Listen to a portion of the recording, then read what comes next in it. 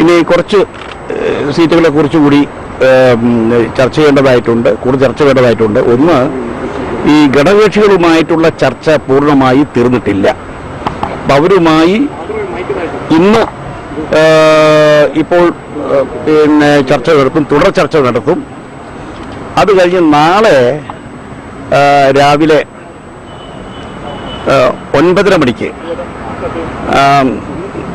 Chairman ഗാർഗേജിയുടെ വീട്ടിൽ വെച്ച് screening committee വീണ്ടും ചേരും. കാരണം ഈ ഘടകകക്ഷികളുമായി ബന്ധപ്പെട്ട കാര്യങ്ങളെക്കുറിച്ച് അത് പെൻഡിങ്ങിൽ വെച്ചിരിക്കുകയാണ്, പ്രത്യേകിച്ച് ചില പ്രദേശങ്ങളെ സംബന്ധിച്ച്. അപ്പോൾ അത് ഘടകകക്ഷികളുമായി ചർച്ച ചെയ്ത് ഒരു അന്തിമ തീരുമാനത്തിൽ വന്നതിന് ശേഷമേ അത്തരം സീറ്റുകളെക്കുറിച്ച് നമുക്ക് ചർച്ചയ്ക്കെടുക്കാനാവൂ. അതുകൊണ്ടാണത് പെൻഡിങ്ങിൽ വെച്ചത്. അപ്പോൾ ആ പെൻഡിങ്ങിൽ വെച്ചിട്ടുള്ള സീറ്റുകളെ സംബന്ധിച്ച് നാളെ സ്ക്രീനിംഗ് കമ്മിറ്റി പരിശോധന നടത്തും. അത് കഴിഞ്ഞ് ആ പ്രക്രിയ പൂർത്തിയായി കഴിഞ്ഞാൽ തെരഞ്ഞെടുപ്പ് സമിതി, കേന്ദ്ര തെരഞ്ഞെടുപ്പ് സമിതി കൂടുന്നതിന് തയ്യാറാണ് എന്ന് നേതൃത്വം അറിയിച്ചിട്ടുണ്ട്.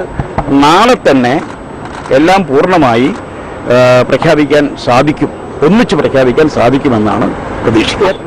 നല്ല പ്രോഗ്രസ് ഉണ്ട്. ശതമാനം കണക്കൊന്നും വേണ്ട, നല്ല പ്രോഗ്രസ് ഉണ്ട്. അതനുസരിച്ച് കാര്യങ്ങൾ മുന്നോട്ട് പോകുന്നു. നാളെ തന്നെ ഒന്നിച്ച് ഇതെല്ലാം പ്രഖ്യാപിക്കാൻ, ഇതെല്ലാം നാളെ പ്രഖ്യാപിക്കുമ്പോൾ നിങ്ങൾക്ക് വ്യക്തമാകും.